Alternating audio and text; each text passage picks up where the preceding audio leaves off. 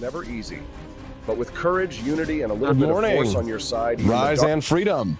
I'm Austin Peterson. You're watching and listening to the Wake Up America show on the 4 Liberty Network. Hope you enjoyed our new little intro there. I was thinking, needed something to spice it up there for a loading screen to get the show started this morning. If you missed the entire thing, you're going to have to either back it up or watch it again a little bit later. Maybe I'll play it for you as a little bonus on the Wake Up America show.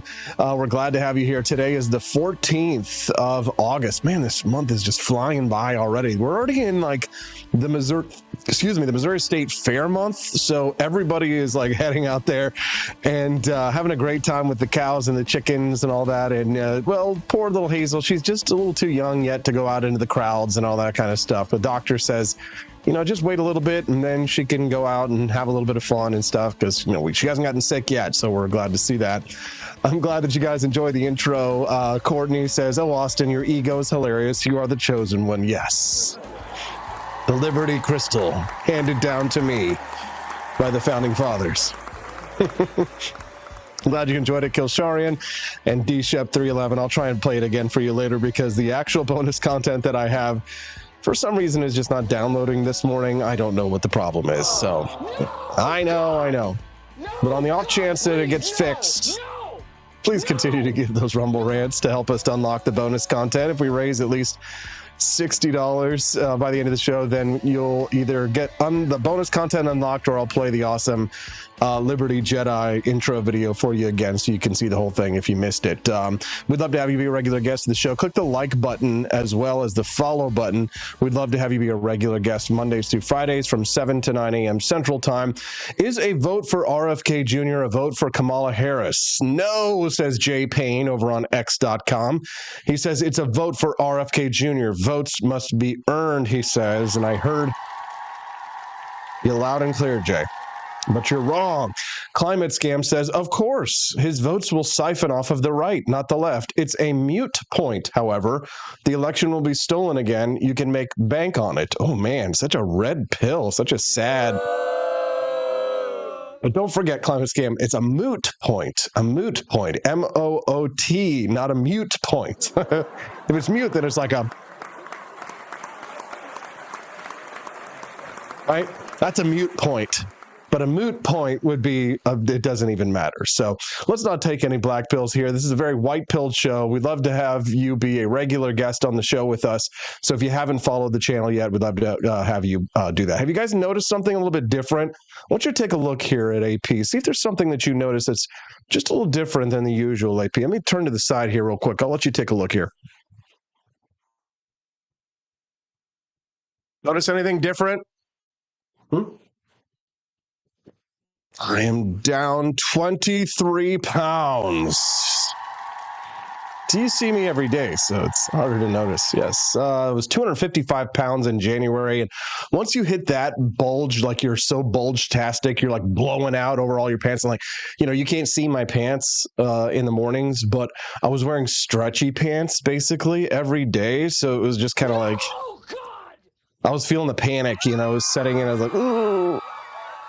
Had to do something about it. So yeah, I just count my calories using my Fitbit app and watch what I'm doing. Get a little bit more exercise. You know, it's amazing what moving a little bit and eating a little bit less will do for your body. It'll make you beautiful. It'll make you feel absolutely... The Democrats hate it when you do this, but... Do not come. Oh, baby. Do not come. I'm going to come. Feeling sexy. Sexy AF. Oh, thank you, Mr. President. I love that. I love that. Oh, at the end there. How dare you? All right. Well, we're going to have a lot of fun today. We're going to talk about Robert F. Kennedy Jr. Don't fall for it. Now, some of the polls that are coming out are showing that Robert F. Kennedy Jr. takes more votes from Donald Trump than he does from Kamala Harris.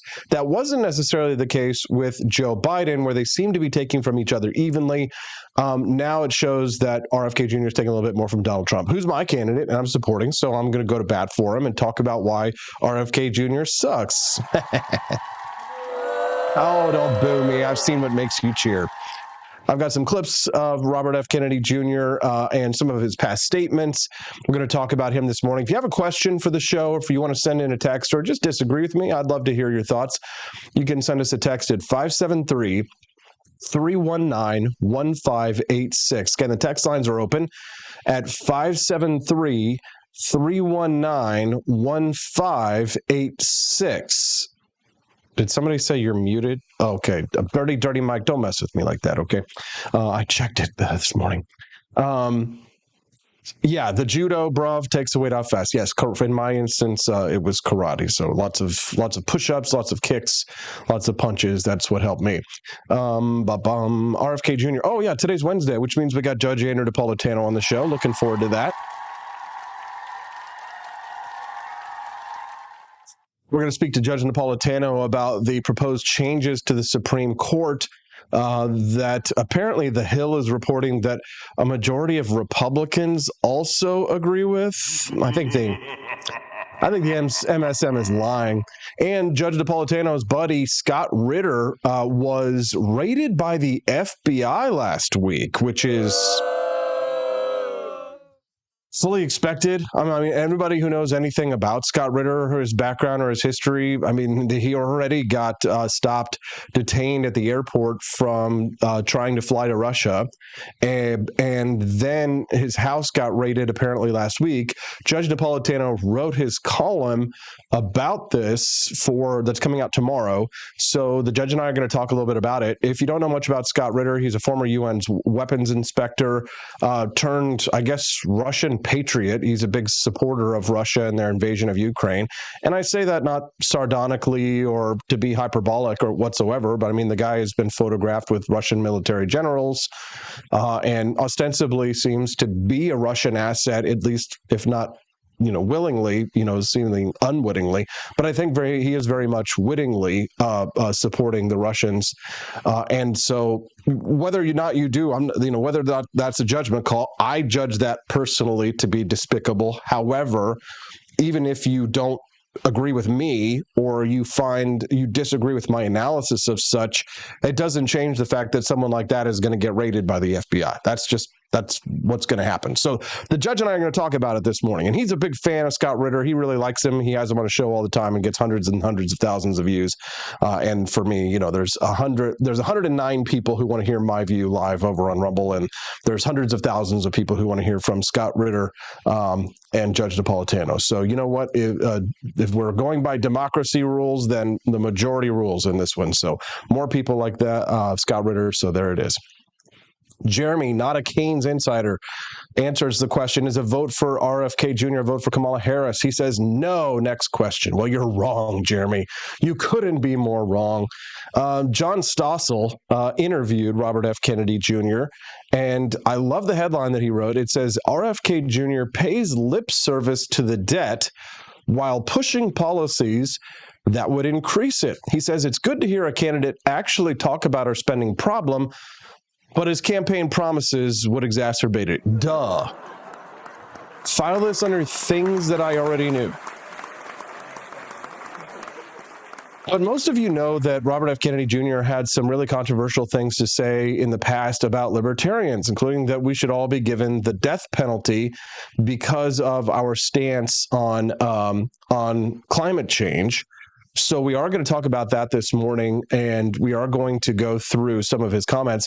I actually found an interview that Robert F. Kennedy Jr. had done with Reason Magazine, where he was asked directly about those things that he had said, specifically related to calling for the death penalty for libertarians like ourselves. So we're going to hear from Nick Gillespie's interview on that. We're going to play that. I'm not going to have Nick Gillespie on the show today, but we are going to hear Robert F. Kennedy Jr. respond to that this morning, which I think will be a really interesting sort of sidebar to this story. If you're just tuning into the Wake Up America show, good morning. We're glad to have you here. Please do click that like button and follow the channel.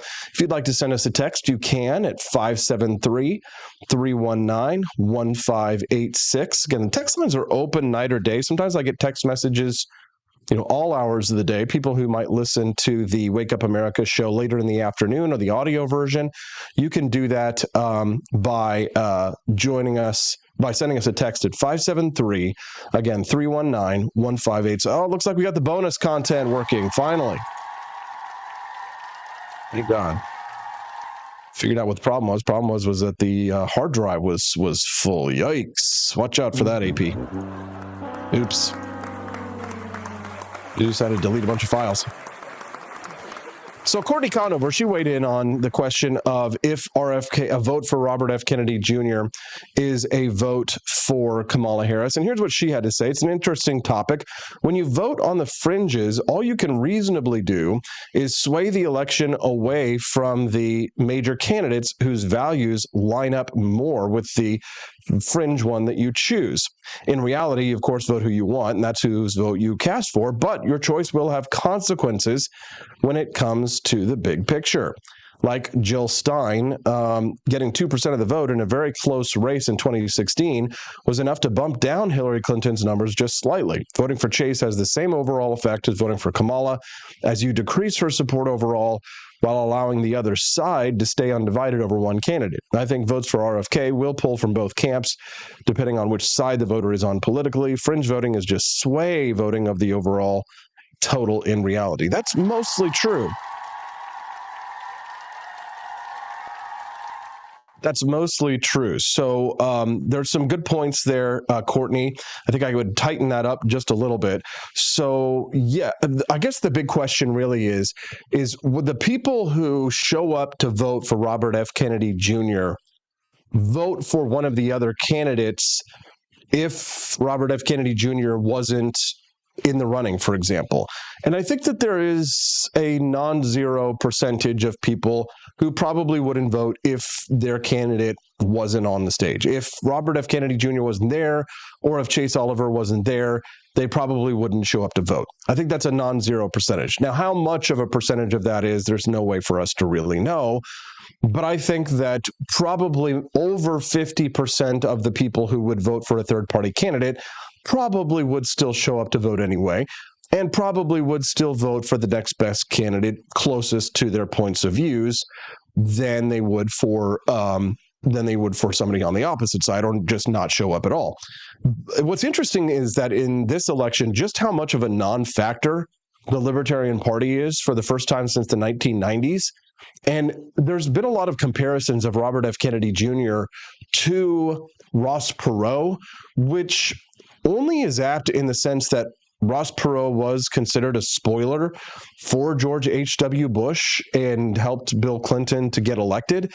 If Ross Perot wasn't in that race, I think it was 1992, I think ostensibly George H.W. Bush absolutely would have won that election. So you can't say it's not a spoiler if that's the case. I mean, if Ross Perot with, 19%, I think, at that time, wasn't in the race and George H.W. Bush would have won, well, that's just how our electoral system works. It's I win, you lose. We don't have, what do they call that style of voting where, ranked choice voting. We don't have that here in the United States. Well, I think Maine maybe has it, but it's kind of like a bastardized version of it.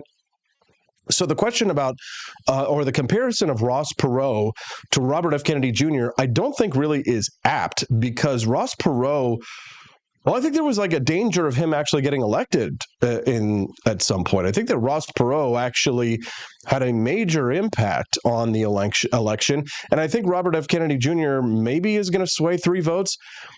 And I also think Robert F. Kennedy Jr. is completely delusional. And I've told you this, my reasoning for arguing this is that this is a man who argues that he's begging for Secret Service protection from the same government that he accuses of killing his father, which, again, somebody, when I brought that up on this show, somebody responded, well, it's because Secret Service protection is really expensive. Well, being dead is really expensive to your life, right? So if you really think that if you're trying to portray him as some kind of really principled, effective leader, I really think is misleading, especially because like many politicians or most politicians or all politicians, he flip-flopped on his positions once he started campaigning. Reminds me a lot of Kamala Harris. Why is Robert F. Kennedy Jr. any different than Kamala Harris when she changes her points of views to get elected? Anyways, here's an example of why I think Robert F. Kennedy Jr. is delusional. One example of many. Take a listen to him on Hannity last night. Are you in this to the end? Are you in this till Election Day? Yes. Okay. Next time we have like whoever cut this, by the way, we don't need like the stupid epic music back there. Like nobody is feeling epic supporting Robert F. Kennedy Jr. If Fox News lets me on the stage for the debate, I will win the election. If Fox News lets you on Excuse me, like every media. Well, Hannity's even gobsmacked by that one. If Fox News lets me on the stage, I will win the election. Come on. You're lying to us. You're lying.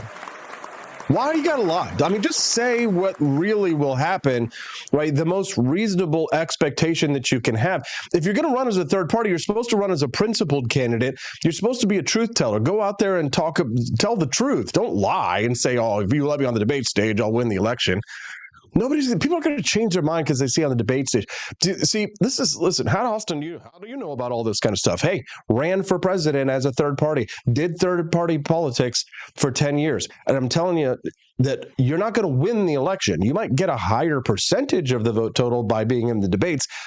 But I think people kind of overplay the amount that debates really play into the election. Then maybe they swing close elections by like 2 or 3 or 4 points, but y'all have to remember that, Ross Perot got included in the debates. Yeah, and he was a billionaire and he spent tons of his own cash to get elected. Robert F. Kennedy Jr. doesn't have anywhere near as much money as Ross Perot. He's got to beg it from Nicole Shanahan as VP to go out there and beg it from, he's got like 2 or 3 like really, really rich donors that are out there running super PACs and campaign ads for him, but it's not enough to impact the general election across all 50 states. But I mean, why you got to lie that you're going to win just because you get the debate?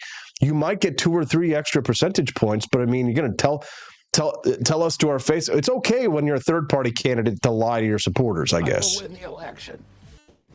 If Fox News lets you on they like every media group you on have the to show stage a for the certain debate. I don't know. I don't make up the rules, but there are rules. You have to show X amount of percentage of. Sean, they're making up rules. They're making up rules. If we had the presidential debating committee, I would be on the stage. Well, here's the thing. So yeah, they do make up the rules, but here's the thing. Even if they met the rules, maybe some media organizations would be like, oh, well, we're not going to let you on the stage anyway. But maybe if they, here's the thing. Donald Trump or Kamala Harris, they could easily say, well, we're just not going to appear on stage with them. And that nobody can force those presidential candidates to appear on stage with somebody. They could just say, no, I'm just not going to do that debate. Right? They get to make that decision as well as part of their overall campaign strategy. So it's more than just, I don't meet the debate qualifications or the criteria. I mean, I can't tell you how many elections I've seen where the lead candidate just refuses to debate. And you can't force them onto a stage to debate someone. It's up to the candidates who are running. Anyways, I was laughing at this interview that came out yesterday. This is just unrelated to the RFK Jr. thing, but related to the mainstream media in general. I laughed so hard at this one. Take a listen to this clip. I know you guys are objective over there, that you just report the news as it is. Oh, I know. CNN makes a... I know. Was that supposed to be a laugh line? I wasn't supposed to be, but I guess it is. I love that right there. So, yeah, CNN... I know you guys are objective over there, that you just report the news as it is. Oh, I know. CNN... Everybody laughed. They laughed. Like, that's how you know that it's real, right? Because, like, a lot of times these shows use laugh tracks and things like that. No, never. Everything is totally real that you see on TV. D. Nathan says debates should be forced. Said the same thing in both primaries. Defend your record at GTF. No, you can't force people, Nathan, to go up on stage and debate. You just can't. Like, we still live at least somewhat in a free nation, and even Kamala Harris or Donald Trump can't be arrested and dragged onto a stage and forced to debate people that they don't want to. That's just how it is. You can't force it. So anyways, I just laughed at that clip. Here's this clip of Robert F. Kennedy Jr. and his response to the statements that he had made that people like you and I should be murdered by the government because we don't agree with him on climate change. Take a listen. You have called for the jailing of CEOs and climate change skeptics. We've got a clip from 2014 of you. Let's run that clip, and then could you explain what was your thinking and whether or not it's changed since then? Sure. Be in jail. I think they should be enjoying 3 hots and a cot at The Hague with all the other war criminals who are there. What about politicians, people who express skepticism? I think they're selling out the public trust. And, I think those guys who are doing the Koch brothers bidding and who are against all the evidence of the rational mind are saying that global warming doesn't exist, that they are contemptible human beings, and that, I wish that there were a law you could punish them under. I don't think there's a law that you can punish those politicians under, but I think the Koch brothers should be prosecuted for reckless endangerment? Absolutely. That's a criminal offense, and they ought to be serving time for it. All right, well, thank you. So let me just tell you that the people that he's talking about arresting, I have probably dozens of friends who work for the Koch brothers network, including Camellia, our good friend Camellia, Tuesdays and Thursdays Camellia. So he's calling for arrest by the Hague, the International Criminal Court, for people like Camellia, people like Jeremy Cady, many other people who have appeared on this show that are part of the Koch brothers network. And he's even called for the death penalty for these people. Okay. Do you still feel that way? Obviously, we're down one Koch brother. You got to... Yeah, and do you still feel that way? Well, no, see, I'm running for office. Here's his response. You have to look at the earlier part of that clip, which you didn't show. Okay. It shows that I was being asked a question about their criminal conduct. The Koch Energy at that time was, I think it was the 3rd or 4th largest air polluter in the world. It was maintaining petcoke piles in Detroit and Chicago that were poisoning poor neighborhoods. It had been criminally convicted of violating environmental, which means it did it knowingly in order to make money. And what I say earlier on the clip, I say if a black kid steals $10 from a grocery store, he could go to jail. But why shouldn't the Koch brothers be going to jail if they're stealing hundreds of millions of dollars, which was do you think people who let me finish up, because I have said that that companies, that certain entities, corporate entities that habitually violate the law or whose purpose is to injure the public. This is a very politician type answer for someone who called for the jailing of his political opponents. Public weal. D. Shep says, I couldn't listen to that guy talk for 4 years. I can barely listen to them talk for 4 seconds. Amen. Can you imagine 4 to 8 years of that? Whoosh. Public interest. Those corporations should be subject to the corporate death penalty. And what that means is the corporations are licensed.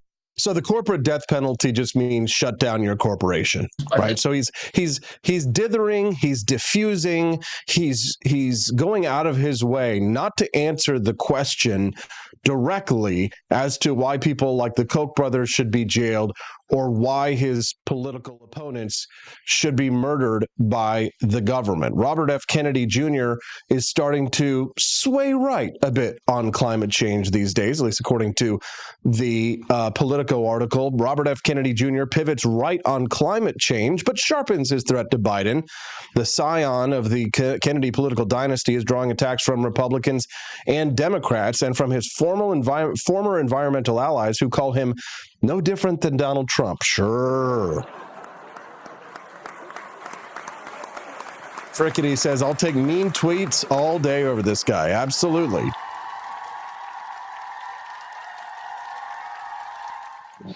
RFK Jr. pays lip service to the debt while pushing policies that would increase it, writes John Stossel. RFK won applause at the Libertarian National Convention by criticizing government lockdowns and deficit spending and saying America shouldn't police the world. But didn't Robert F. Kennedy Jr.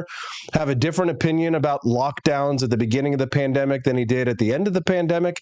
Now, listen, everybody should get credit for changing their points of view on the pandemic if you did. If a lot of people didn't change their opinions once the evidence came out that contradicted so much of the quote science that came out in the early days of the pandemic. But we should applaud people who change their minds and change their points of view. And you should get more credit the faster that you change your point of view. Getting full credit, full marks, 100% credit for someone who never bought into any of the lockdowns, never bought into any of the tyranny that was coming down from the science, as you will. But I'm fairly certain that Robert F. Kennedy Jr. did not get a 100% score on that one. He's said some intelligent things when it comes to the national debt. I'm going to give him that. He says President Trump said he was going to balance the budget, and instead he increased the debt more than every president in United States history, $8 trillion. President Biden is on track now to beat him. Now, it's good to hear that Robert F. Kennedy Jr. is addressing this. We don't hear this from the other two major party candidates. I haven't heard Donald Trump or Kamala Harris talking about how they're going to address the debt. RFK says when the debt is this large, you have to cut dramatically, and I'm going to do that. What if you actually look at his campaign promises? There's no actual cuts or reduction to government. He promises affordable housing via a federal program backing 3% mortgages. His campaign ad says, imagine you had a rich uncle who was willing to co-sign your mortgage. I'm going to make Uncle Sam that rich uncle. Please, no, God. No, God, please, no, no, no, no. Yeah. And he says, that's not a giveaway. Every dollar I spend as president is going to go towards building our economy. Yeah, sure it is. You think you just fell out of the coconut tree? You think I just fell out of the coconut tree? You think you just fell out of a coconut tree? I don't think so. I didn't just fall out of the coconut tree. That's not a giveaway. Every dollar I spend is going to go towards building our economy. Sure. Well, you know what? Donald Trump spent trillions of dollars to build America's economy. So there you go. He built our economy. So Donald Trump spent more money than you're proposing. So I guess that means that he cares more about the national debt than you do. See, this is why the RFK Jr. thing never made sense to me. It doesn't add up. It doesn't add up. I'm going to address the national debt by cutting more than everything, which includes increasing government spending, which is going to go to the economy, which means that it's not really government spending. How stupid does he think that we are? Well, apparently 2 to 3% of the population who are supporting him probably are stupid enough to fall for it. So when he was pressed by John Stossel about specific cuts that he would make, he says, I'll cut the military in half, cut it to about $500 billion. We are not the policemen of the world. And to that sounds great. I love to hear it. Finally, someone who has no sacred cows. I mean, that sounds like something right out of the Ron Paul playbook. But when John Stossel pushed him and says, what about Ukraine? Should we stop giving any money to Ukraine? He says, negotiate a peace. Biden has never talked to Putin about this, and it's criminal. He never answered whether he'd give money to Ukraine, but he did answer about Israel. Yes, of course we should. Oh. We're going to cut government spending by giving more money to Israel. From your lips to God's ears, Rabbi. Israel's spending is rather minor. See, the funny thing is when people say that, I'll continue. He says, I'm going to pick the most wasteful programs, put them all in one bill, and send them to Congress with an up and down vote. I love how presidents talk as if they're the ones who write the laws in this country, when it's Congress who should be writing the laws and then sending them to the president. I'm going to pick the most wasteful programs, put them all in one bill, and send it to Congress. That's not how our system of government works, dude. At least that's not how it's supposed to work. But whenever a politician says something like, oh, this spending is rather minor, every spending program, if you look at it in the federal government, in regard compared to the overall total, it's going to look very minor. It's going to look very small. That's the whole point, is that everything together combined increases itself to the size of Leviathan, right? You could take one program and then eliminate it, and you would still have a massive federal government, right? You can say, oh, well, if you look at this in comparison to everything else, this is how statists and authoritarians and leftists and socialists and big government Republicans, this is how they always justify their spending. They say, oh, well, the amount of money that we send to Israel, for example, is only a tiny portion of the overall total. Well, where are you going to make cuts? They're never specific. They say we're going to cut the budget of the defense programs, but they never specify what programs they're going to cut. How about the microwave ray that they came out with that they use on citizens, right? There are a lot of things that you could cut from the government very easily. But if once you do, then the special interests come out, because whether it's a shrimp running on a treadmill or quail's mating habits on cocaine, there is somebody out there who is getting rich from the cash, the taxpayer cash that's flowing through Washington, D.C., and they will fight tooth and nail to protect their little slice of the pie. And it may be a little slice of the pie. It may be a tiny, tiny little sliver, the shrimp on cocaine or the quail on cocaine or whatever, having sex on cocaine. Those might be tiny little expenditures, but every little bit adds up to the multi-trillion-dollar spending that is coming out of Washington, D.C. of our tax dollars, and the wasteful spending is happening, whether it's in the Department of Defense, whether it's the spending on Israel, the spending on Ukraine, whether it's the spending on the quail on cocaine, humping on cocaine, that it's all wasteful spending. It's all wasteful spending. What is it that the government does that is not wasteful spending? Right? Even these proposed programs for mortgages and things like that, they put us underwater. What do you think caused the 2008 home crisis?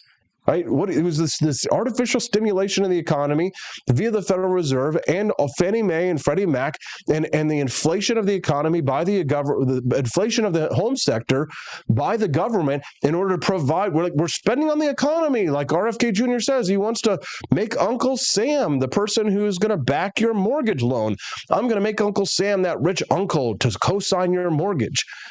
How do you think we got in the financial crisis of 2008 in the first place? Is anybody old enough even to remember this? I feel like I'm taking crazy pills. Yeah.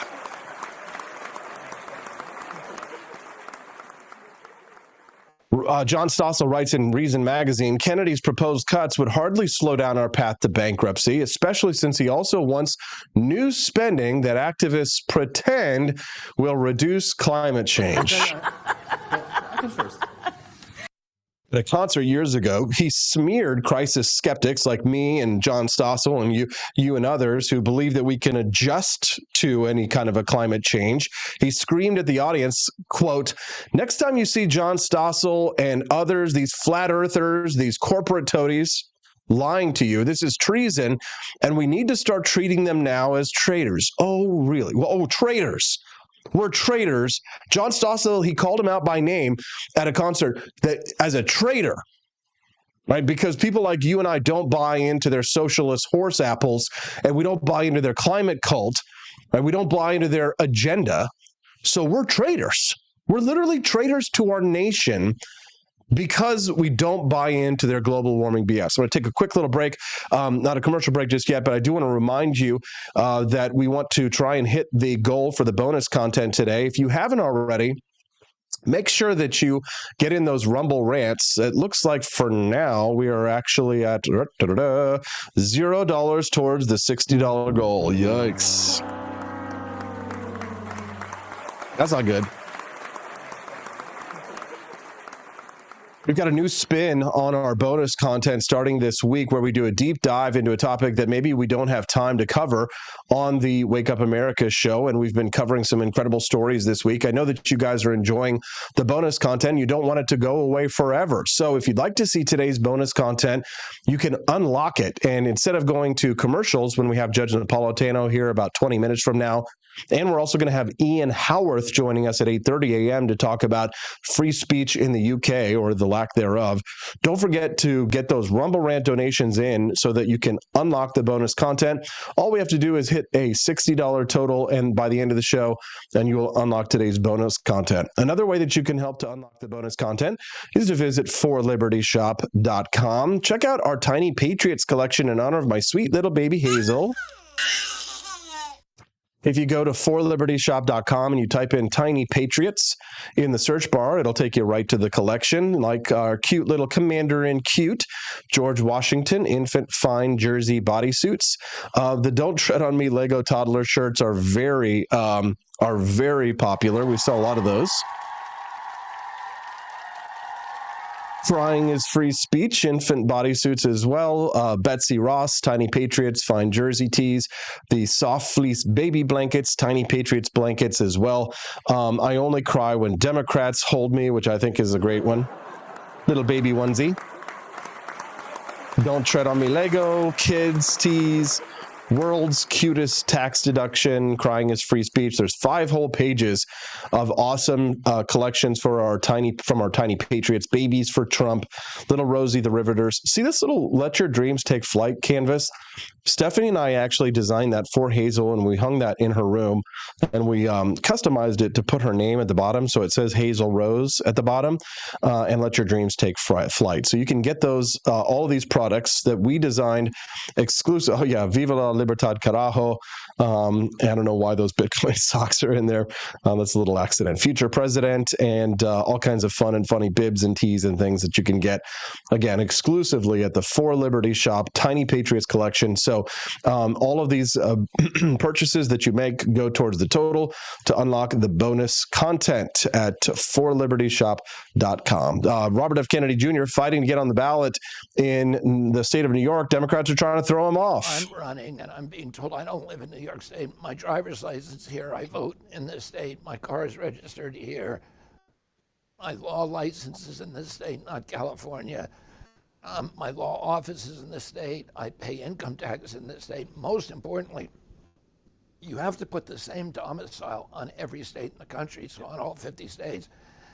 And some of those states say your domicile has to be the place where you vote. I've never voted any place else in New York.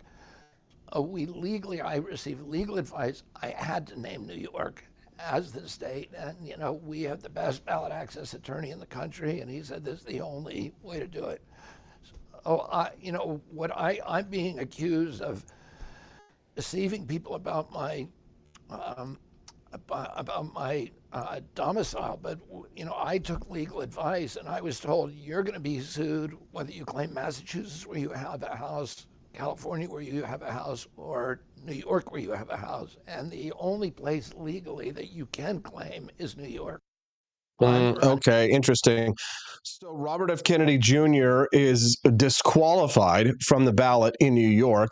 He used a sham address for his residency, according to a judge. The ruling could lead to challenges in other states where he used a New York address to gather signatures. So his long shot bid for president just became even more of a long shot. It's even more unlikely after a judge ruled that his name shall not appear on a New York ballot after he falsely claimed a residence in the state on nominating petitions despite living in California. So New York Justice Christine Reba concluded in a 34-page decision that the rented bedroom Kennedy claimed as his residence in the state wasn't a bona fide and legitimate residence, but merely a sham address that he assumed for the purpose of maintaining his voter registration and furthering his political candidacy. She wrote this decision as that his place of residence was a false statement requiring invalidation of the petition. Using a friend's address for political and voting purposes while barely stepping foot on the premise is not equate to residency under the election law. To hold otherwise would establish a dangerous precedent and open the door to the fraud and political mischief that the election law residency rules were designed to prevent. So if this decision is upheld, it would keep Kennedy off the ballot in New York, but it could also lead to challenges in other states where he used an address in New York City's suburbs to gather signatures. So on Friday, he said that he had enough signatures to appear on the ballot in all 50 states, but if his residency is being challenged, then it's likely that if it's successfully, unsuccessfully challenged in New York, this decision, other states could jump on the bus as well. Love to hear your thoughts on this or more. You can send us a text to 573-319-1586. That's 573-319-1586. One listener texted in this morning with a really good question about RFK Jr., saying, honest question, and I'm sorry for bouncing it out of the stream. Maybe you've already answered it. But do you think the reason RFK Jr. is taking more votes from Trump right now because Fox News is the only platform that's allowing him to speak? It's a great question. And I'm going to say this is just my gut instinct here on this one. No, I don't think that that's why he's taking more votes from Trump's people. But I think if that were the case, he probably wouldn't be appearing on Fox News if they thought that they were impacting the election in that way. But I think it's because of the vaccine. I think that a certain percentage of people who are upset with Donald Trump's handling of the vaccine and Operation Warp Speed, and also just people who are not pleased with Donald Trump. I got into it with an RFK person a few weeks ago. A lot of them are never Trumpers, and a lot of them are former DeSantis people who are actually miffed, still pissed that Donald Trump beat Ron DeSantis. I know that sounds crazy, but if you don't live in the online world like I do, and you're not kind of as attuned to what people are saying out there and why and who's behind certain candidacies. So, when I see people who have like the alligator logo in their bios, that's a symbol of a Floridian, typically a Ron DeSantis supporter. And there were a lot of people who got Trump derangement syndrome because of how badly their hero, Ron DeSantis, got shellacked in the Republican primary, got destroyed in Iowa, and they have never forgiven Donald Trump for that. They've essentially become like never Trump neocons to an extent, but they're passing themselves off as true conservatives.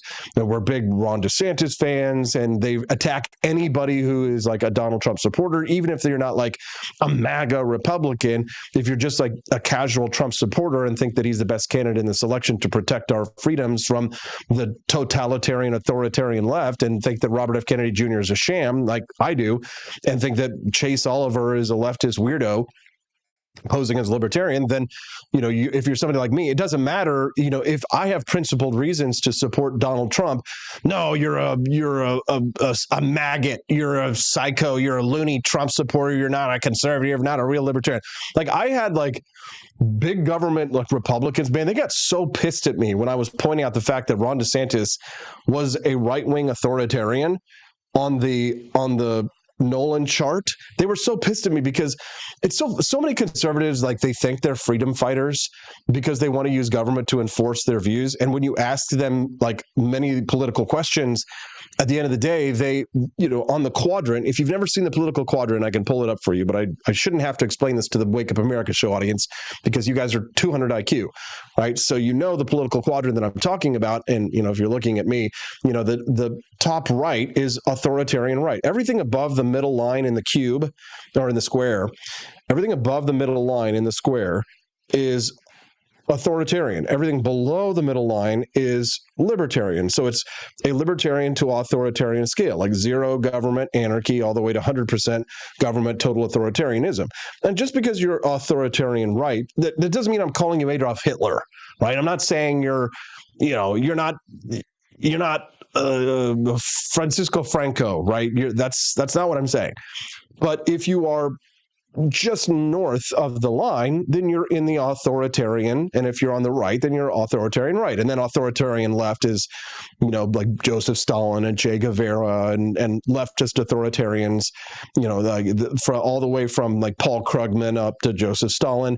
And then there's left libertarians, of which you might have perhaps, let's see, somebody like a Jill Stein or somebody like that might qualify as a left libertarian. She might qualify as a little bit more on the authoritarian scale. I don't know. But this is kind of a roundabout way to say, and thank you to Andy, who just bought a box of coffee over on the shop. putting us $25 towards the $60 goal to unlock the bonus content. We appreciate that. But what I'm saying is that Robert F. Kennedy Jr., the reason why I think there are some quote-unquote conservatives who are supporting RFK Jr. is it's a spite vote. It's a spite to Donald Trump. And again, that's not maybe a lot of people who are conservatives, but they are out there, right? Like Shannon Joy, the podcaster, who is like, kind of backing RFK Jr., at least from what I've seen publicly. I could be wrong, but at least that's the impression that I got.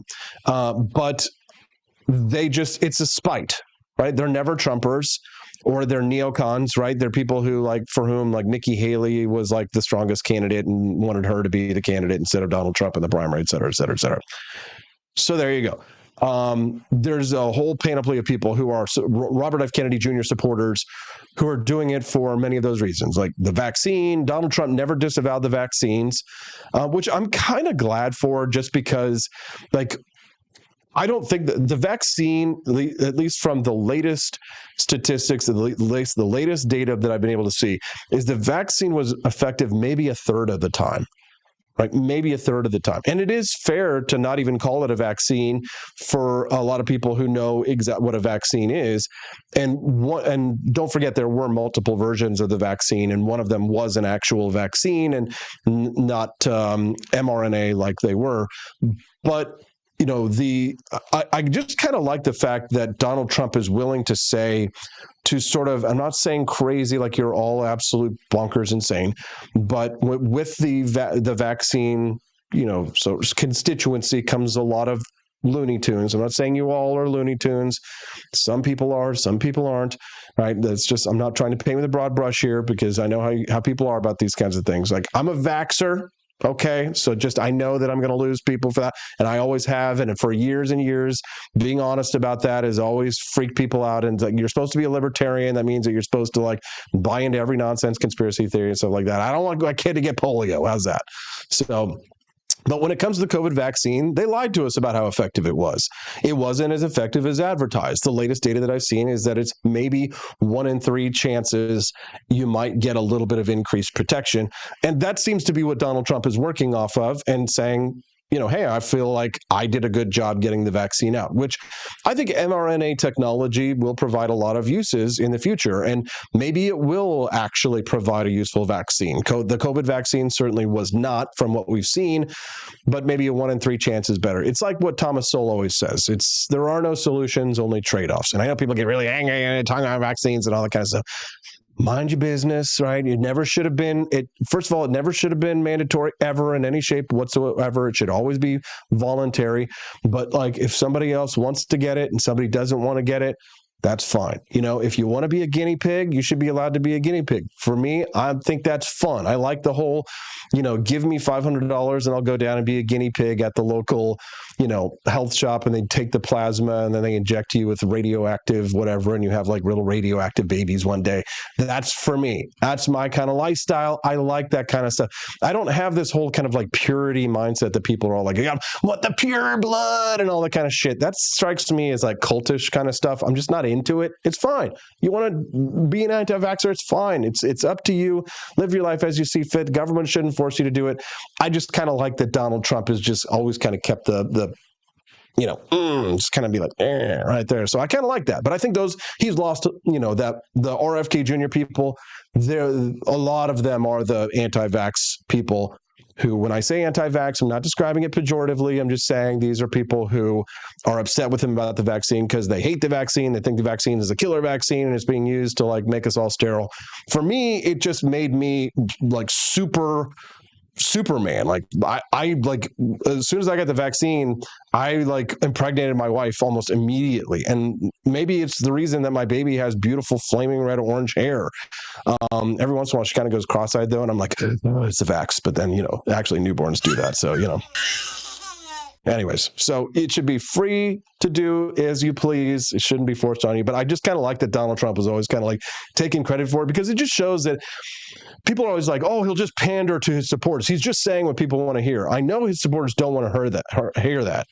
I know his supporters want to hear that. So it makes me proud of him, because I'm oh, wow, he actually is willing to He's actually willing to stand up to his people, even though he knows that this is a really unpopular issue for him.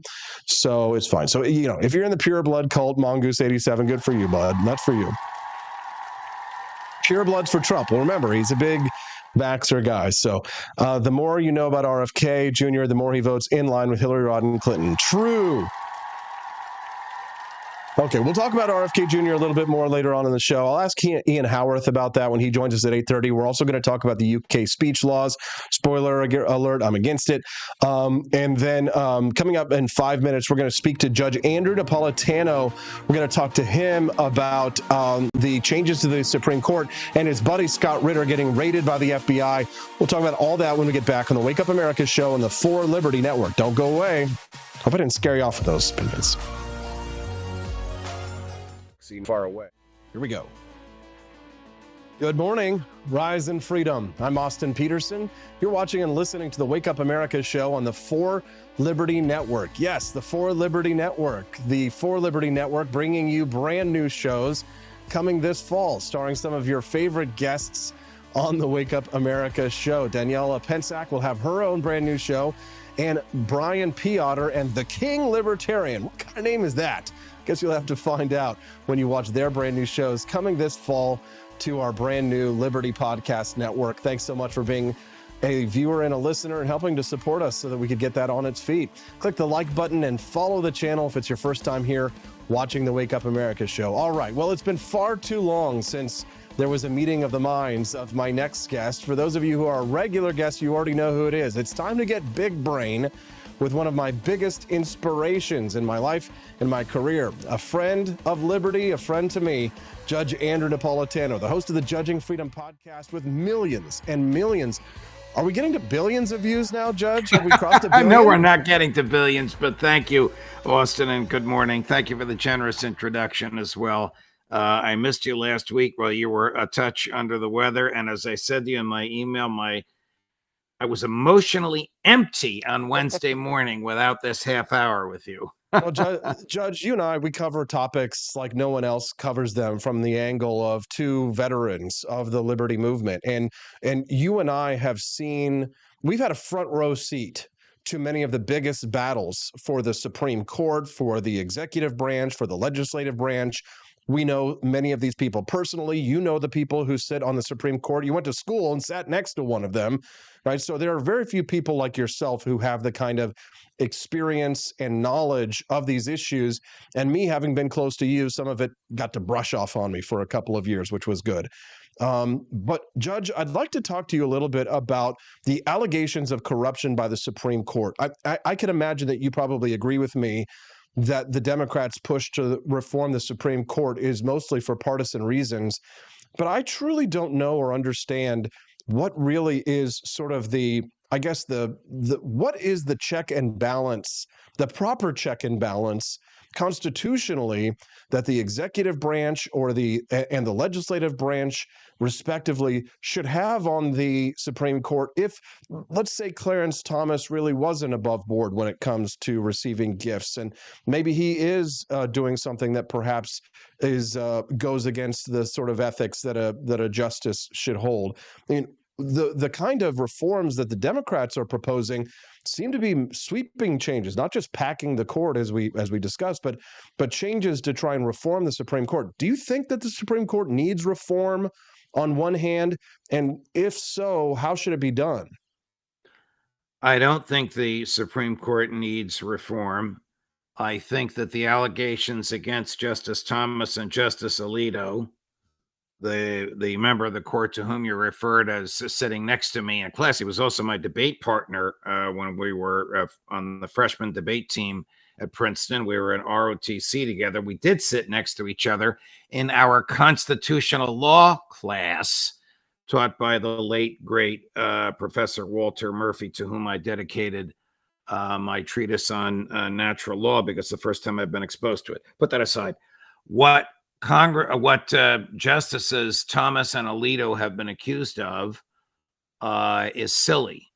Justice Alito has been accused of allowing his wife to express political opinions by the flags she flies outside their Virginia home and outside their New Jersey beach house. Justice Thomas has been accused of failing to report fully the gifts he received from a personal friend who has no cases before the court whatsoever. Neither of these things is corrupting. Neither is compromising the intellectual integrity or intellectual honesty of the justice. Here's the Democrats' argument, and it's an interesting one. Their argument is that if a federal judge, a trial judge, or an appellate judge, the Circuit Court of Appeals, is accused of some impropriety, there is a panel of judges to review it and decide whether this harms the judiciary. If a member of the Supreme Court is accused of an impropriety, the court enforces its own rules against its own members, and it doesn't do so. There is no outside body to review it. So President Biden has proposed legislation which would create this outside body. It would be a randomly chosen committee of district court, that's the trial court, and circuit court, that's the intermediate appellate court, federal judges who would decide whether or not a member of the Supreme Court violated the court's rules of ethics and needed to be removed from a case. Well, this is basically creating another Supreme Court. If this group of lower court judges can decide whether or not a Supreme Court justice is fit to sit and serve. That would have serious constitutional problems. I'm convinced the Supreme Court would invalidate it, and we'd be back to square one. The Democrats' real beef, and I share this beef, I've condemned the decision on immunity. I agree fully with the dissent of Justice Sonia Sotomayor. They've made the president into a prince. The Democrats' beef with the Supreme Court is an ideological one. They disagree with Bruin, the right to keep and bear arms. They disagree with Dobbs, the invalidation of Roe versus Wade. They disagree with, name escaping me, the case that put the administrative state back in its place. So their problem is they haven't had a chance to put enough justices on, and they don't like the outcome. Speaking of the outcome, I don't know if I like the outcome too much either, Judge. We're facing a challenge here in Missouri where now that Roe versus Wade has been overturned, we now have a ballot measure that will go this fall before the voters that could legalize constitutionally abortion in Missouri for all time. So what do we do if something like that happens? I mean, well, you know that I am not only pro-life, I am fiercely, like most of my views, fiercely pro-life. And I argued that had I been on the court, I would have concurred in the outcome of Dobbs invalidating Roe versus Wade, but I would have held that the baby in the womb is a person, and therefore all abortion is homicide. I'm going to guess, just since I know him, I'm going to guess that Justice Alito agrees with that view, but he probably couldn't get 4 other votes for it. And that has left us with a terrible conundrum. Question: have there been more abortions since Roe versus Wade was invalidated, or fewer? The answer is very disheartening, and it's more. Because states like New Jersey and California have advertised, come to New Jersey, pay for the abortion. California, not to be undone, come to California, we'll pay for you to come here. We'll put you up in a 4-star hotel, and of course, we'll pay for the abortion, and we'll pay for you to get home. And what you're going through in Missouri could very well affect the presidential election. It could draw so many pro-abortion people to the polls that they push that lever or press the button, I'm not sure how they vote in Missouri, in favor of the abortion thing. And then they start thinking, gee, Kamala Harris agrees with me on abortion. I'm going to vote for her. Same thing in Arizona, which probably will go for the Democrats. Same thing in Florida. I don't think Florida will go for the Democrats, but it's going to really suppress the Trump vote. So this has had a terrible, terrible effect. If abortion is homicide, then no government should be able to authorize it. Pure and simple as that. Judge, if abortion involves human rights, then it should not be subject to majoritarian impulses, because our rights are natural and come from our humanity, no matter what our neighbors or what the majority thinks. Judge, you and I have talked about the ends justifying the means in regards to advancing liberty. We've talked about it in the context of the 14th Amendment. We've talked about it in the context of the economy. But when it comes to the question of abortion, if Missouri goes forward, let's say that more states do what Missouri does, and they're on their state level constitutions, they enshrine the right to murder a child. Would you then believe in, you might say, anti-federalist, not in the late 1700s view, but as an anti-federalist approach to support a federal law that prevents abortion in all 50 states? Well, a lot of our libertarian brothers and sisters are fierce defenders of states' rights. And I remind them that the states maintain slavery, not the federal government. The states can be just as draconian, just like any government can, if it has a monopoly of force in the geographical area, just as draconian, just as authoritarian as the federal government can.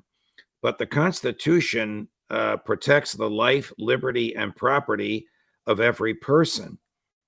Why didn't the Republicans, when they had a Republican in the White House and majorities in the Congress, that happened 5 times since Roe versus Wade under Reagan, Bush, and Trump, enact a simple 1-sentence piece of legislation: the baby in the womb shall, for all legal and constitutional purposes, be deemed a person. Simple as that. No, they didn't do it. They're no more pro-life than the Catholic Church is. They're just into mining the votes of pro-life folks.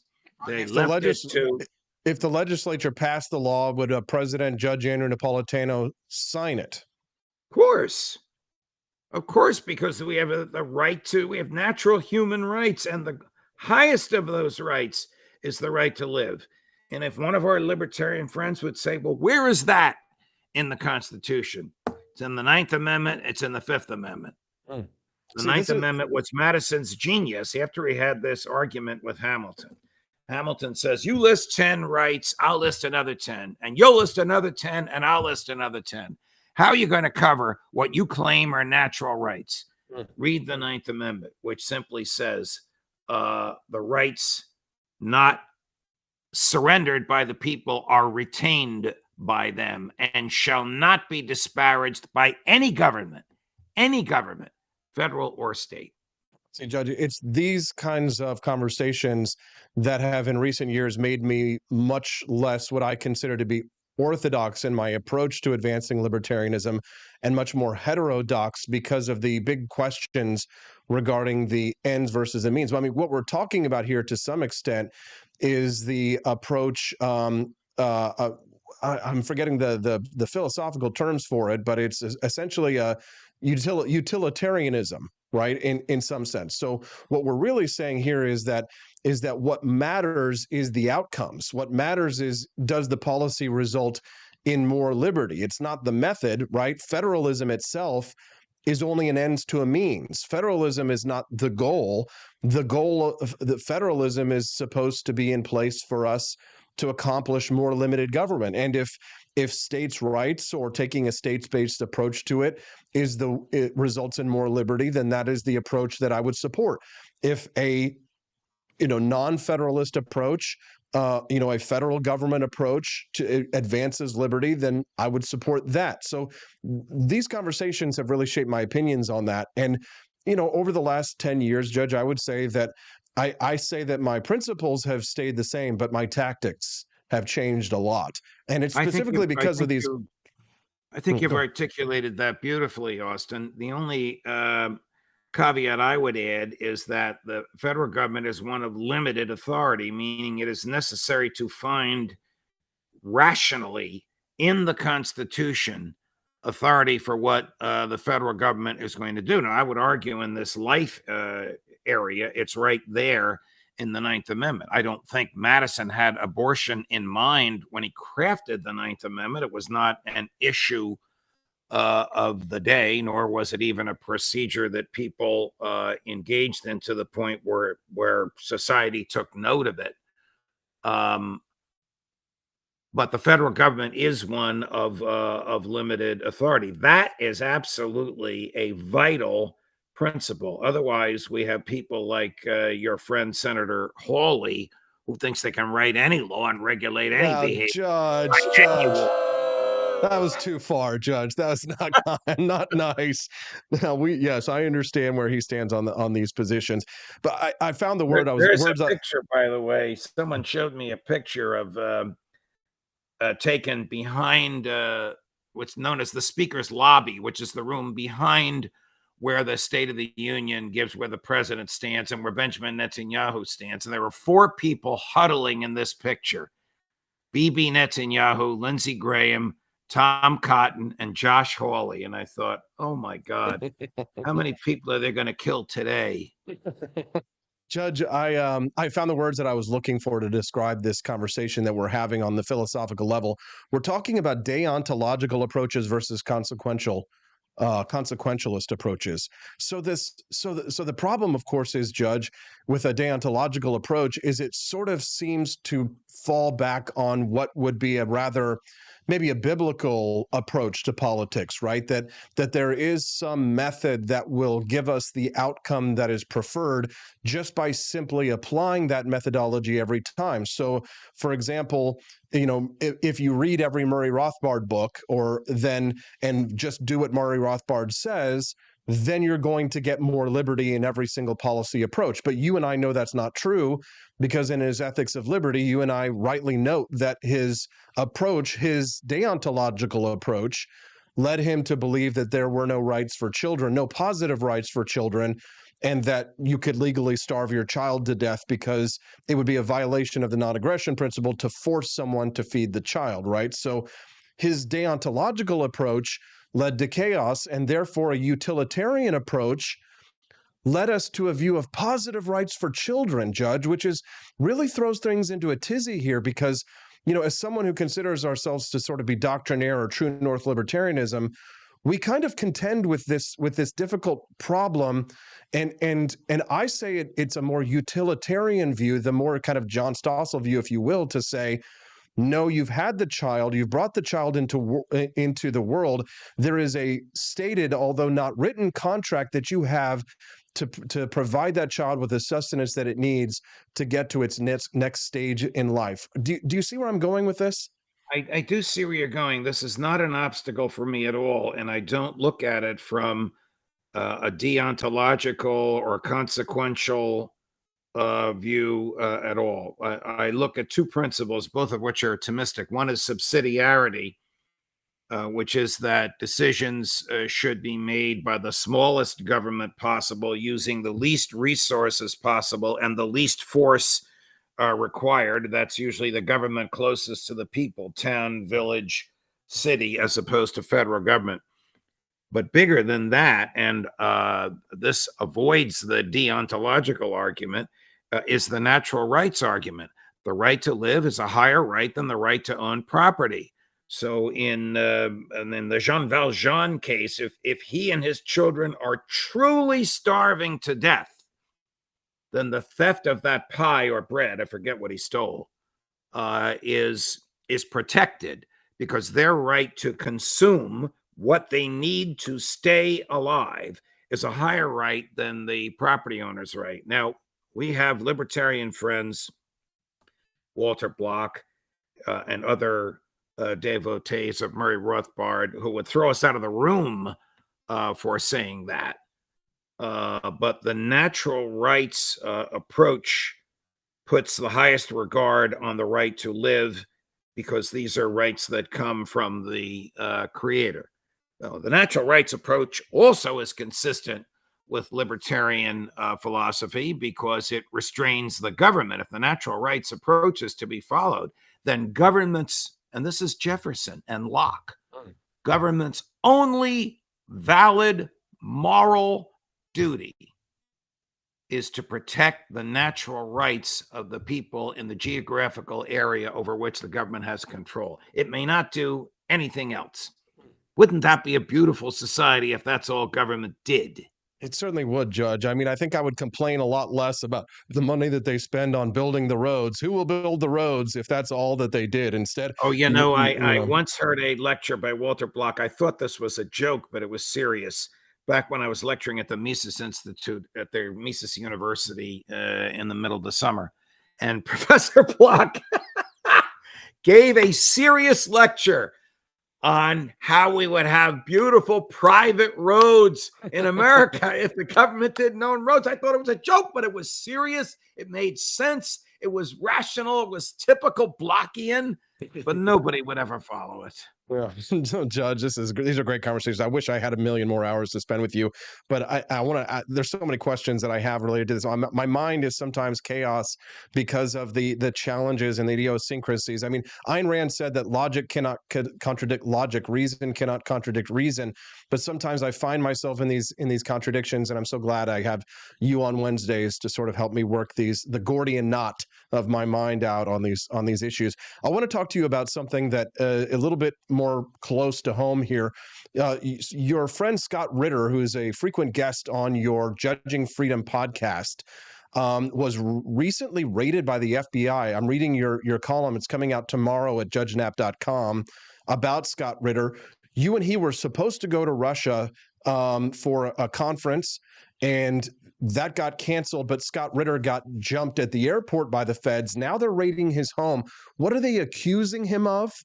And why are they raiding his home? They are accusing him of a violation of FARA. That's the Foreign Agent Registration Act. That because he, from time to time, writes for Russian publications and is paid by those publications, he's a foreign agent. Well, if you read FARA, it requires a level of control that the foreign government has over the American person. He has no more violated FARA than you or I have. But in order to address this, they got a search warrant. I have seen the search warrant. I have not seen, because the FBI would not give him a copy of the affidavits filed with the federal judge in order to induce the federal judge to sign the search warrant. But the search warrant authorized the seizure of three things: his mobile device, and his wife's desktop. In order to get these three devices, the FBI showed up at his house, 40 FBI agents, all armed, a SWAT team in full SWAT team gear, a bomb squad in full bomb squad gear. They took a truckload of his documents, including his notes from when he was the chief UN inspector in Iraq and Afghanistan in the 2000s. By the way, that's when he told George W. Bush that Saddam Hussein has no weapons of mass destruction, and because Bush has a hole in his head, it went in one ear and out the other. Kidding about the hole. While the 38 of these FBI agents were ransacking its house, two of them chatted with Scott, and this is the scary part, they showed him printed versions of every text and email he has sent and received in the past 2 years, which they obtained without a search warrant. Now, how did they get that? Well, they either hacked into his devices, which is a felony that they prosecute people for, or they used their cousins in the NSA and the CSA to do so, in which case the NSA and the CIA committed a felony and the FBI committed malfeasance in office by relying on felonious activity in order to acquire evidence. But terribly scary and terrifying that they would have done this. When he demanded a receipt for what they took, They only gave him a receipt for the 3 electronic devices because that's all the warrant authorized.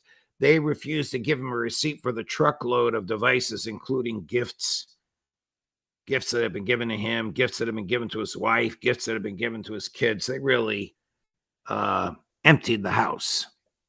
Now, Judge, you know him far better than I do, and I'm only able to, watching your show and listening to your interviews with him. I take your opinion of him for face value, but the allegations against Scott Ritter of him being not registering as a foreign agent, everybody's innocent until they're proven guilty. But I've seen photographs of him standing around with Russian generals at their events. I mean, I know that the United States has committed horrible crimes abroad, and I agree that we should be pulling ourselves back home. But that said, I do consider myself to be something of an American patriot, and at least from an outside-facing perspective, looking at Scott Ritter, including the crimes that he's been accused of and convicted of in the past involving children, he strikes me at least as an untrustworthy individual. What is it about him that you find particular to be trustworthy, considering his associations on one hand and his convictions on the past on the other, which to anyone, looking at it from the outside would make it appear as if he is quite a very shady character, Judge? I mean, can you help convince me otherwise? Well, I don't want to get into the details here, except the pedophile convictions were stings set up by the police. There was no child involved, and there was no harm. But there were 2. Yes. This happened to him twice, so a pattern. Convicted on the first one, second one dismissed. It's nothing but a conversation on a telephone, and the government has no business creating crime by prevailing upon the fantasies of their target. How do they decide who to target when they do that? They could target almost anybody they want. I'm not defending his behavior. I'm just being harshly critical of the government when it engages in these stings. This is the same thing the FBI does when they say, oh, we saved the subway from being blown up. Never mind that the so-called person that was going to blow up the subway had talcum powder there, not explosive, because the FBI provided it to them. But Judge, don't you consider someone who was convicted of such a thing to be a less than trustworthy individual? I mean, I don't really. I mean, someone who's convicted of a pedophile charge. I mean, I would consider. I mean, here's the thing. Foreign assets look for people like that to use as assets because they know that they're vulnerable and can be easily manipulated because of their proclivities with sex towards children. So someone like Scott Ritter would be the exact type of person that any intelligence agency would dream of to gain access to, because they know that they can either provide him that access or use his proclivity for it. I mean, there is a danger there, isn't there? No, and your broad generalization is offensive to him because there's no evidence whatsoever of any efforts by foreign agents to provide him with the satisfaction of the fantasies that the FBI agent pretending to be a young woman talked about on the phone. It is far more despicable for the government to target somebody and create a crime than it is for a person to unleash their fantasies on the phone with the government creating these crimes. Ritter is one of the smartest people that I know, one of the most intellectually honest people that I know, and one of the most courageous people that I know. The government's problem with him is that he tells the truth when it comes to genocide in Gaza and when it comes to killing Russian soldiers in Ukraine. And if the government can't combat the truth with more truth, because the government is on the wrong side of these issues, it can only combat truth with lies or by undermining the truth tellers. The United States State Department has funded an NGO, non-government organization, in Kyiv. And that NGO has established a kill list of Americans funded by the U.S. State Department. Ritter is at the top of that list because of the truths that he reveals about the war in Ukraine. This is an effort to silence him, and unless they put him in jail, not going to work. Well, listen, and I know that I've been someone who has had false accusations made against me. So have you. And whenever you get into power, that's what happens. It's like what happened with Donald Trump and E. Jean Carroll and many others.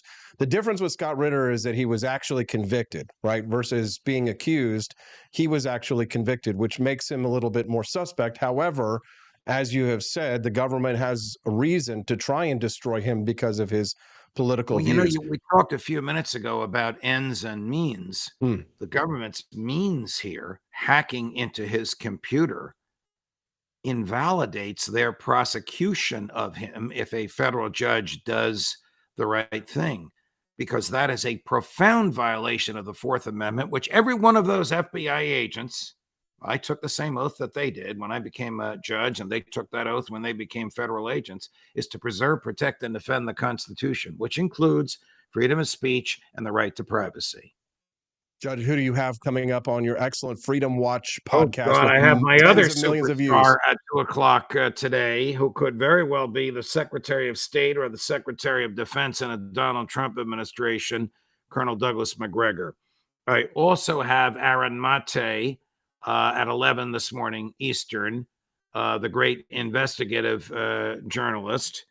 More on what the Netanyahu government is up to. And I also have at 3 this afternoon, the other intelligence asset who told George W. Bush there are no weapons of mass destruction in Saddam Hussein's possession.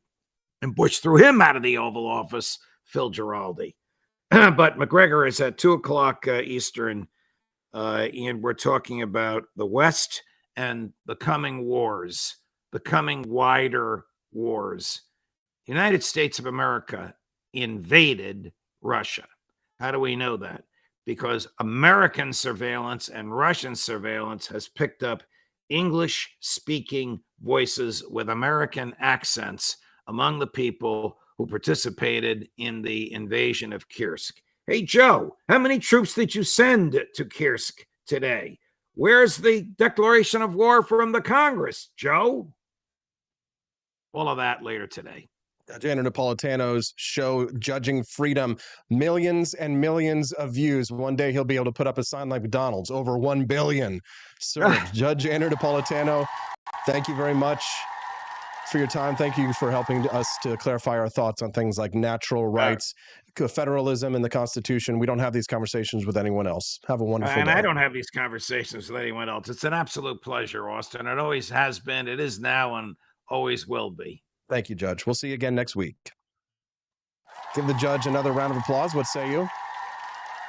So those are difficult conversations. And I have to say that as much as I love and respect the judge, I don't agree with him on Scott Ritter. I do think that someone who is convicted on pedophile charges is someone who is less trustworthy. And I do think that my point stands, that someone who has those proclivities towards children is less trustworthy in other areas of their life, even where they may have expertise on such. Now, you might say, for example, like that scene in The Sopranos, where there was the man who was dying from cancer in the cell in Springfield, and then the guy who came in unchecked in him was still a doctor, right? But he was convicted of murdering his wife. But he was still a doctor. He could still perform surgery and do all those kinds of things. You could say something like that to a certain effect. But the problem is that when you're dealing with things like international politics, and you have someone like Scott Ritter, photographed with Russian military generals and taking the points of view that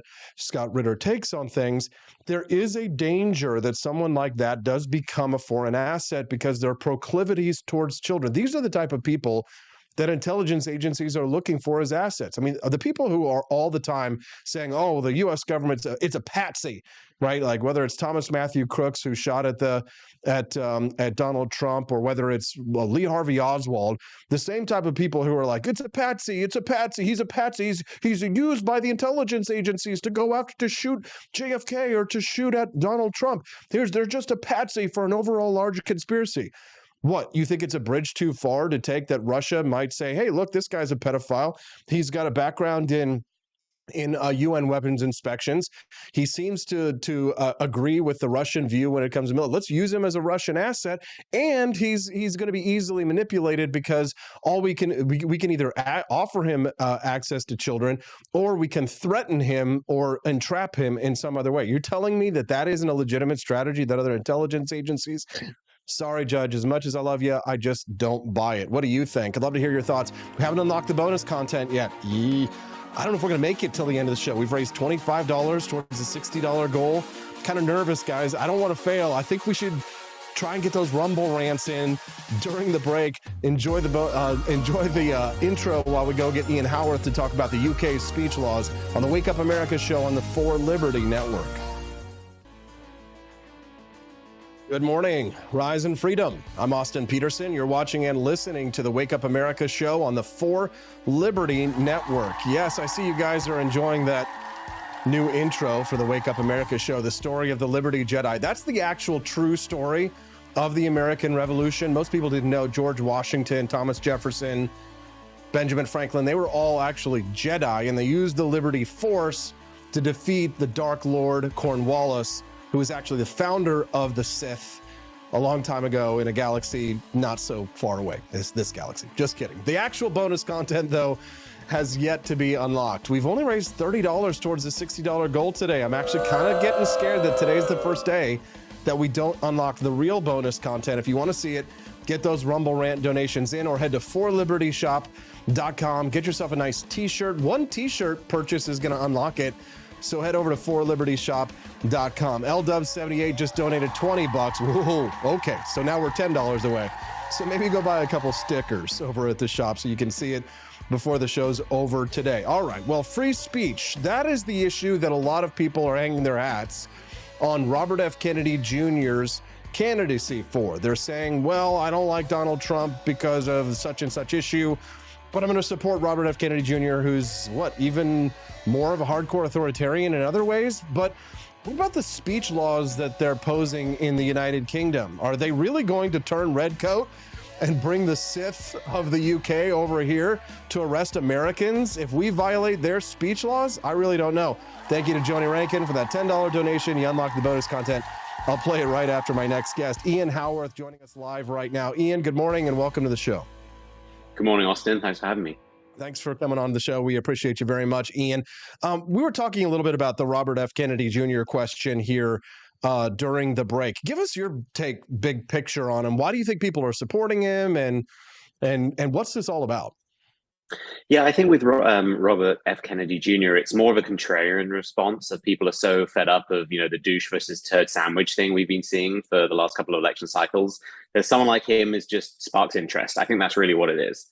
I think a lot of people out there are also one-issue voters on when it comes to vaccines. And for better or worse, he's been one of the loudest voices on vaccines. I think in many ways he's been spectacularly wrong and spectacularly misleading, and in many ways very damaging. That was my criticism of a lot of the broad anti-vaxxer stuff that came along after COVID-19, is that you can be anti the COVID vaccine because the COVID vaccine does not work. Like it quite obviously does not work. You've got the response of, thank God I was vaccinated because now I'm slightly less sick than I otherwise would have been from this completely non-dangerous virus, unless you're over 80 years old, obese, and you have comorbidities, things like that. But I think a lot of people, that sparked interest because he obviously went very hard after that. And he can, I think it's an important issue. But then they completely ignore other completely anti-conservative positions, like the fact he is probably going to be very anti-gun. He's trying to step back on that a little bit.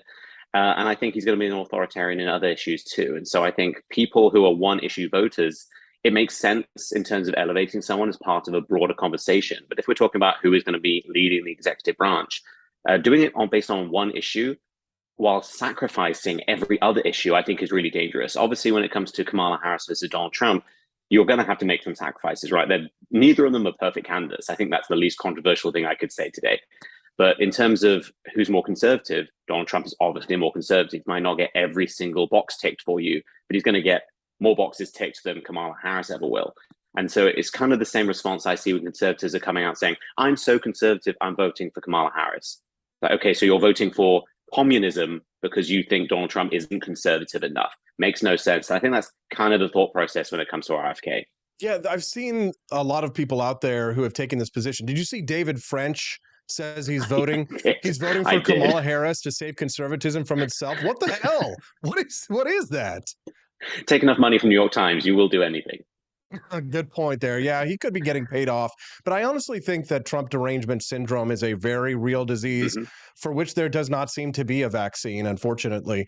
But if there were a vaccine, then it should be mandatory. Thank you to Courtney Conover joining us for the donation to help us get over the bonus content edge. We will play that content after our interview with Ian. Ian, this morning I've been playing this kind of like cheeky clip that tells the true story of the founding fathers fighting against the British as Liberty Jedi and Sith using lightsabers, and it's all been a lot of fun. But it was very much inspired by a lot of recent conservative and libertarian angst that we Americans are feeling from our friends, quote unquote, across the pond who are threatening to arrest Americans, Ian, if we violate the UK's speech law. I mean, literally threatening violence, meaning extraditing us violently from the United States to the UK if we violate their speech laws. Now, I notice, Ian, you have a bit of an accent, so I wonder where you stand on this issue. Yeah, I think it's appalling. It's honestly one of the most disgusting things I've seen in a very long time. I think if you look at what the United Kingdom has done in world history, what they've achieved, the kind of freedoms they brought to parts of the world, ending world slavery. The United Kingdom stood alone for really the first part of World War II against Nazism and fascism in Europe.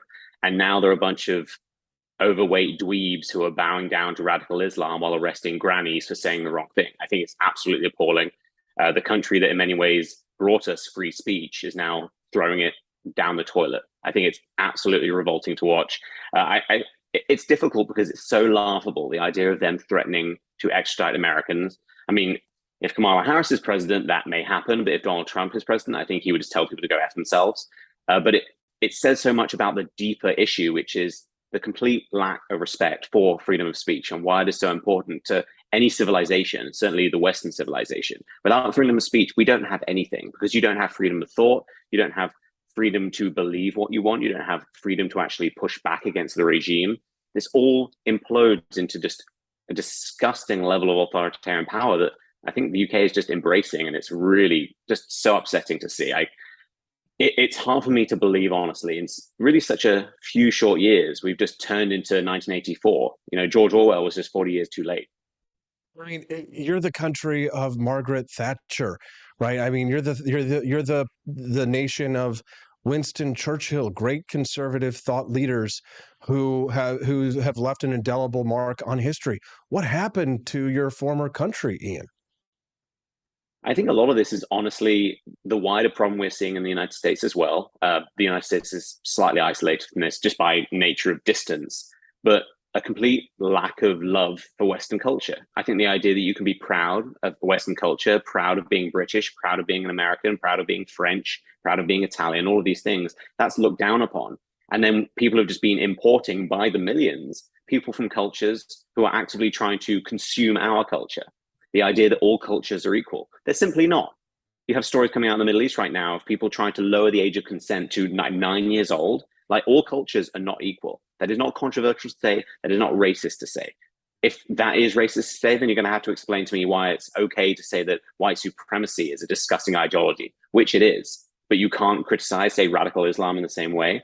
But a lot of this is a fear of being politically incorrect, a fear of saying the wrong thing, a fear of offending the wrong people. Meanwhile, people are coming in and laughing at us behind our back while they're taking over Western culture, and we're handing them it on a platter. I think that's the really appalling thing. It isn't even a battle. I'm certainly not calling for violence or riots on the streets. I think that's part of this conversation we should also have. But the fact that people who are angry when it comes to immigration policy and the impact it has on societies, just look at the explosion of violence, look at the explosion of crime, rapes, murders that are connected with illegal immigrants in the United States. Like, policy has direct outcome and a direct impact on people. And if you are shut up for saying that, then the only people left are the people opening the door for these people.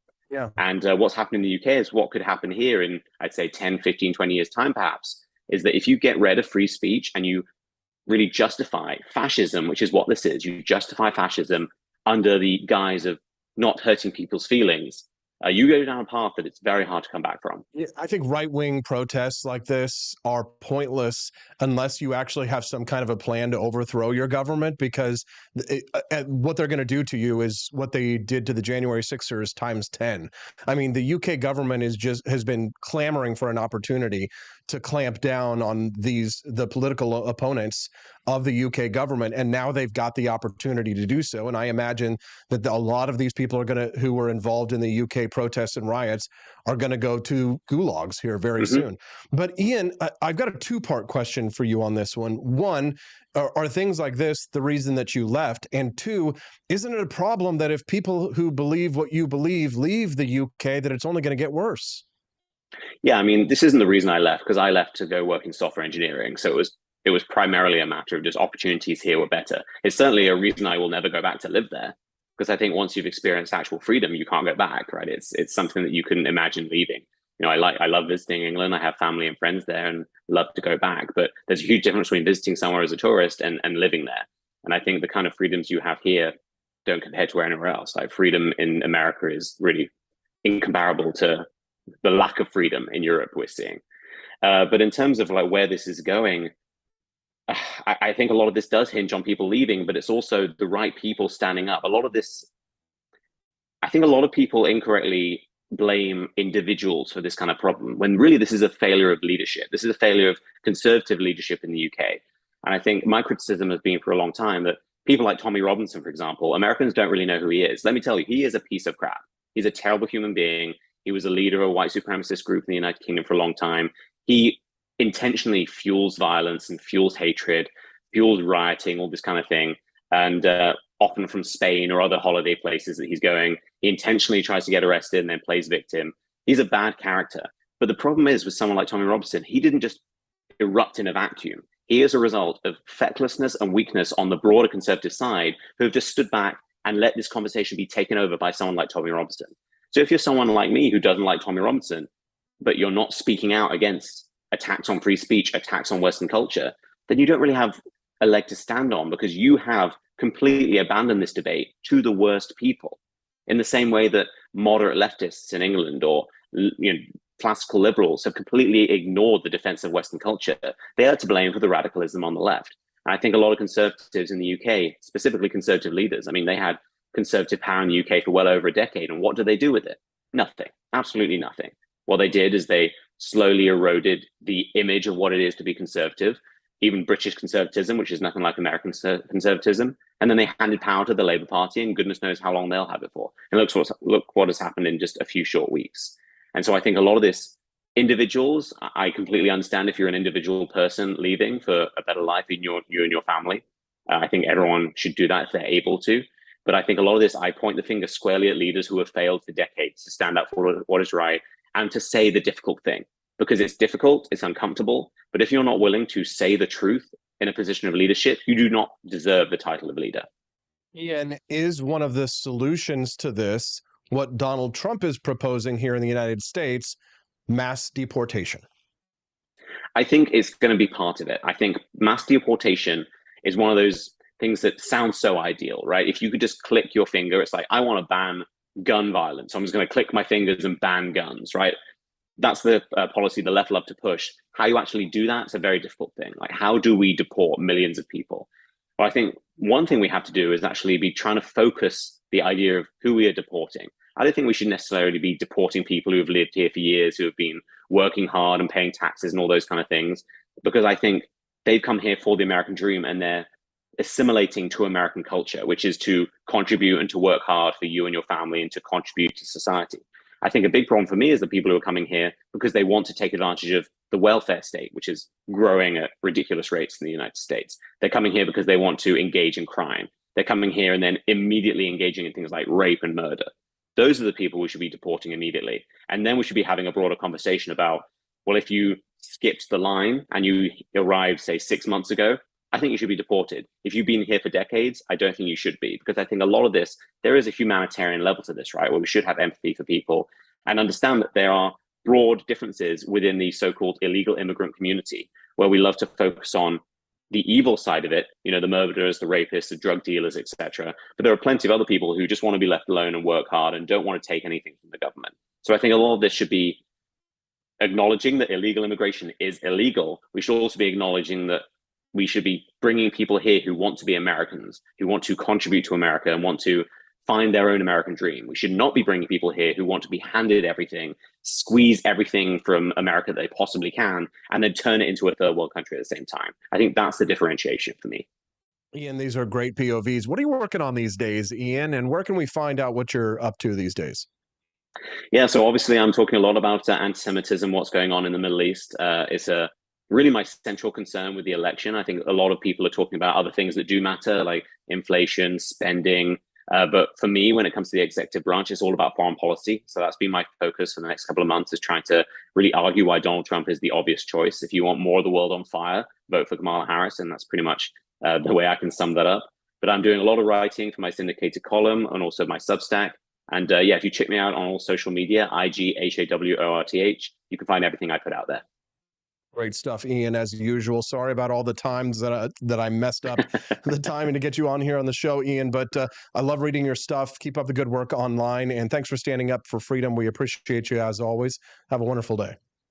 Thanks for having me. Thanks very much. Let's give Ian a round of applause. What do you say? Always a great guest. Great POV. If you enjoy that content, make sure that you click the like button on the feed. If today's the first time that you've ever watched the Wake Up America show, we'd love to have you be a regular guest. So click the follow button as well and join us. We've got so many great surprises up our sleeve coming this fall.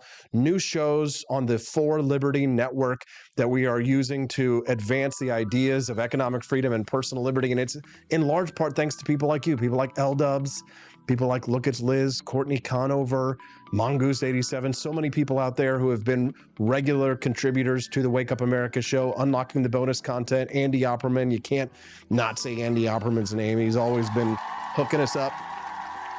He brought us buttered chicken to our house last Friday, which honestly, like the whole like cooking dinner thing has been a real challenge because baby will sleep while we're getting dinner ready. But like for some reason, like clockwork, whenever it's time for us to actually sit down to eat, then she starts crying. So it's like, I will like rush and eat, hold the baby, you know, make her feel better, change her diaper, do whatever. And then like Steffi will eat, we'll like switch off and stuff. So honestly, huge help, Andy. Thank you very much for that. The butter chicken last week was delicious. And even my mother-in-law really liked it.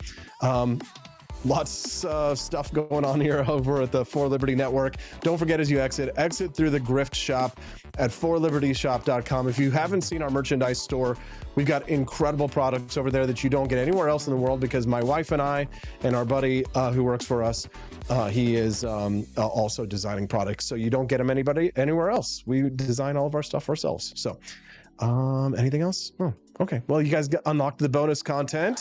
Do you think I wasn't going to play it for you? Hope you enjoyed the little Star Wars intro. That's the new intro for the show for a little while, just because I got tired of trying to find like old Super Nintendo songs and like clips of 80s movies. So that's the new intro, streaming intro for the show. Hope you enjoyed it and enjoy the bonus content now that is completely different from that.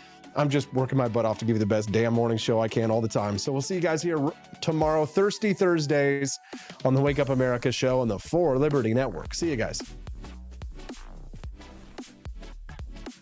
Runner who won 11 national titles as a man will Expanse of time, a year might seem like a mere moment, but oh, what a year it's been. In September 2022, Austin and Stephanie Peterson embarked on a journey to wake up America. They began humbly, with just 20 souls tuning in, learning, listening, and though challenges arose, like the looming shadow of YouTube demonetization, their spirit never waned. And now, thanks to you, thousands rise with the sun to join them, to listen, to engage, to be a part of a community.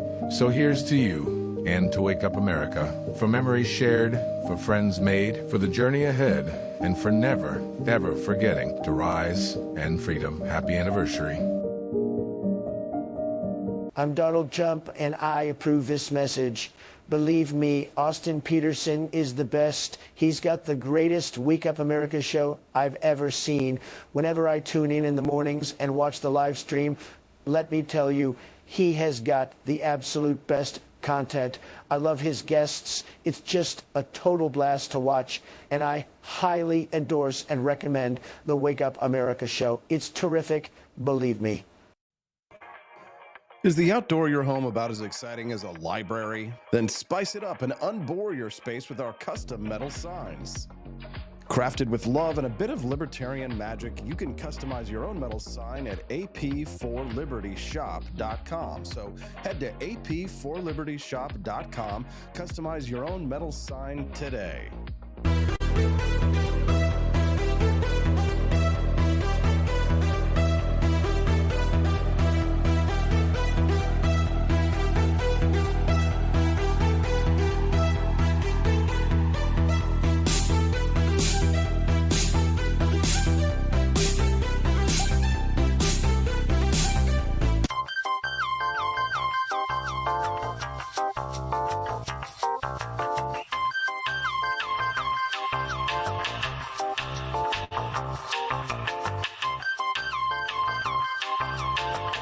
Welcome to a world of vocal discovery at Peterson Voice Studio.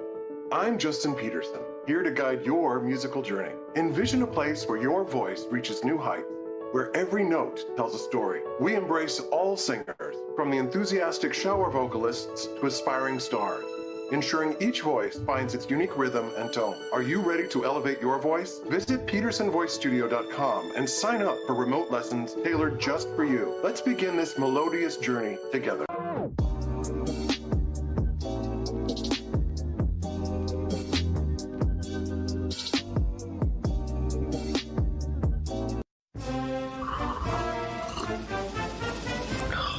Tired of spending your hard-earned money on woke corporations that don't share your pro-freedom values? Fed up with sipping liberal lattes and progressive cappuccinos? Introducing Founding Flavors from AP4 Liberty Shop. Get your day started with Washington's Revolutionary Roast. As robust and principled as the man himself, this blend is the shot of energy heard round the world. Or maybe you want to taste the fervor of freedom with Adams's Patriotic Perk. It's as dynamic and balanced as the U.S. Constitution, sure to awaken your spirit of liberty. For the aficionados, we've got the Jeffersonian Java, a complex mix of flavors that speaks volumes about your refined tastes. And don't forget Betsy's Liberty Lullaby, our decaf option, crafted with the same care and dedication Betsy Ross put into our Star-Spangled Banner. This blend lets you enjoy the taste of freedom anytime without losing sleep. No woke beans here, folks. Just pure, patriotic, pro-freedom flavors brewed with love for liberty. So why compromise your principles for a cup of coffee?